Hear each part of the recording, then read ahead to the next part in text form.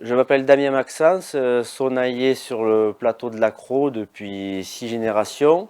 Le métier de sonnailler consiste à fabriquer et réparer les sonnailles, principalement les sonnailles de brebis étant l'élevage le plus en expansion. Après une loi de Napoléon demandait aux éleveurs d'en sonnailler à 10% pour savoir vraiment où est-ce que les troupeaux passaient et pour poser des taxes quand il y avait de la salissure. Mais après, maintenant, c'est pas réglementé. Les éleveurs le mettent à leur bon vouloir. Après, dans les Cévennes et les choses comme ça, quand c'est vraiment très fermé, on arrive à du 80, 90, voire même 100% d'ensonnaillement pour vraiment savoir les bêtes où elles sont quand elles sont invisibles à l'œil et comme on dit, on garde à l'oreille. Alors le métier de sonnailler est un métier orphelin, il n'y a aucune école qui apprend ce métier. La spécificité de la sonnaille provençale, c'est son collier qui est en forme de lyre. Les deux essences utilisées, donc on a le micoucoulier, c'est une essence de chez nous en Provence, et le deuxième c'est le cytise, un cousin de l'acacia. Ce sont deux essences fibreuses qui vont accepter la torsion malgré des taux de réussite entre 40 et 60%. Une fois que le billon a été coupé, il va être déligné à la scie à ruban, puis raboté à une épaisseur demandée. Et puis ensuite arrive la torsion, donc le pliage du collier, il va être trempé dans de l'eau bouillante, et après cintré sur un moule. Donc la qualité principale de la sonnaille provençale, tout réside dans le collier. Il faut que le collier soit assez fort, assez épais, assez costaud pour que la sonnaille ait le plus de longévité possible. Et forcément, c'est au niveau de la torsion qu'il faut arriver à ce qu'il soit le plus intact et sans que ça casse.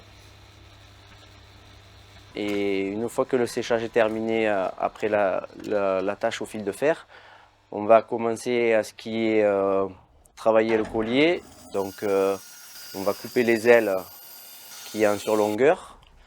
On va faire le perçage, faire un premier ponçage grossier, un deuxième ponçage de finition, puis le passage à l'huile de lin pour tout ce qui est entretien du collier, résistance à l'eau, résistance à l'intempérie et nourrir le bois.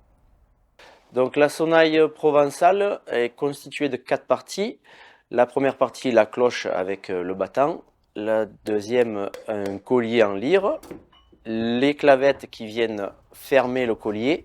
Et la partie du cuir qu'on appelle la conjuscle qui relie la cloche au collier.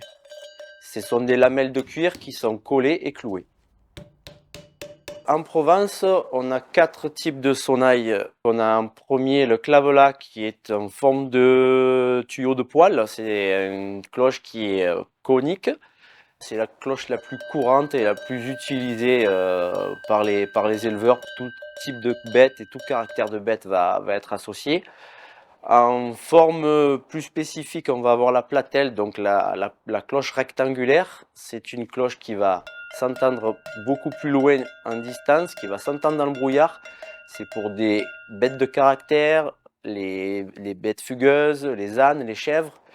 Ensuite, on va avoir la pique qui va être une sonnaille très sourde, qui va être pour les bêtes meneuses, qui va calmer le troupeau et qui va vraiment être agréable à entendre.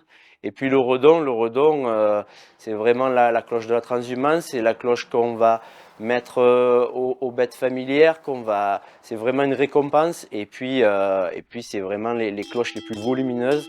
Et voilà, on va avoir de l'apparat, on va avoir un son très rond. Et c'est le Graal sur le troupeau. La sonnaille permet d'alerter en cas d'attaque et de prédation.